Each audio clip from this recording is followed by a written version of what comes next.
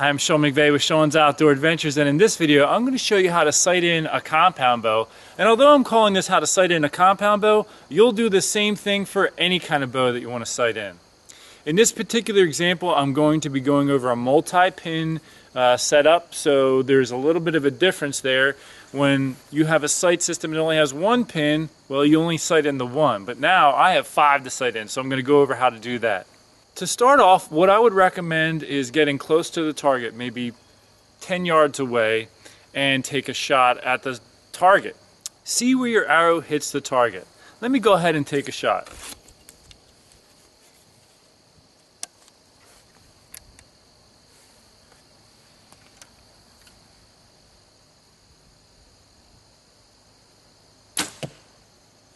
Okay, let's see where that hit.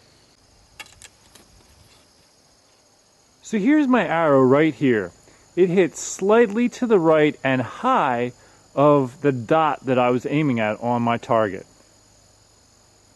To correct this problem, I'm going to move my sight system up and to the right. What you want to do is move your sight pin in the direction of error. So when I'm hitting high and to the right, that means I'll move my sight pin up and to the right. And I would recommend when you do this to do it in small increments till you get to see how much that pin movement has an impact on your shooting. Another thing I'll recommend is, especially if you're brand new to archery, is I would take about 5 to 10 shots before you begin moving the sight system. The reason is, especially when you're new, you may make a few mistakes on a couple of the shots and throw the arrow off. And so you don't want to use that arrow as a gauge for setting your sight. I have a lot of experience, however, and I know that my form is good, and so I know that I didn't make a mistake on that arrow, so I can make a decision based on that particular shot.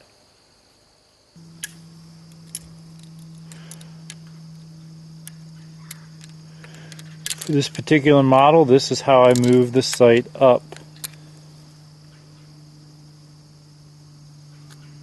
And then I tighten it back up. For moving it right to left on this model, it's actually tool free. I just loosen that way and then I spin this dial.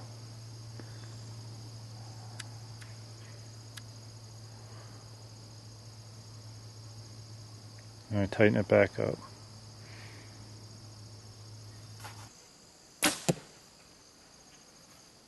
As we see here, I changed the vertical enough to where it's very close. However, I overcompensated from right to left. Now I have to move my sight pin back to the left. After moving the pin to the left, I shoot again. Well, I've moved the sight, but not enough. As you can see, I still need a little bit more to get it closer to that dot. After moving the pin a little more to the left, I shoot again. Looks like I've got it dialed in. Now I'm ready to go back to 30 yards. Once you get your first pin sighted in, and what I said in the beginning of the video was start at 10 yards, well, my pin with my bow setup will shoot the same spot out to 20 yards. And so what I'll do is, start at the 10 yards to make sure I'm close, move back to 20, and when I get that pin to where I'm hitting dead on, then I'll move back to 30 yards. When I make the adjustment for 30 yards, I'm going to make an individual pin adjustment. To do that, I will take my shot, and using this second pin here for the shot, I will see where my arrow hits. Let's say, for example, that my arrow hits low. That means I will have to move this individual pin down. I won't move the top pin at all, just the second pin, until I hit where I am aiming. My right to left should be good on my second pin. Now when I move back to my third pin, I'll shoot again. Let's say I'm shooting low again. I'll move that pin down. But here's an important thing I want to point out that a lot of new people to archery would have no idea about and could really cause you a lot of frustration. Let's say your first shot hits perfectly. You go back to 30 yards and you take a shot with that pin and it hits slightly to the right. I guess for your right it would be this way. Now let's say you go back to the next one and you hit slightly further to the right. That may be indicating that your arrow rest is not centered. When your arrow rest is not centered, your arrows will drift farther from the point of aim the farther back you go. So if you see a consistent pattern where your first shot's right on, your second shot's a little bit to the right, your third shot, or at the further distance, is even more to the right, and it keeps going that way, that means your arrow rest needs to be moved in the opposite direction. So if your arrows are drifting this way, you would move your arrow rest just slightly in this direction. I have several videos on tuning a compound bow, tuning a Hoyt compound.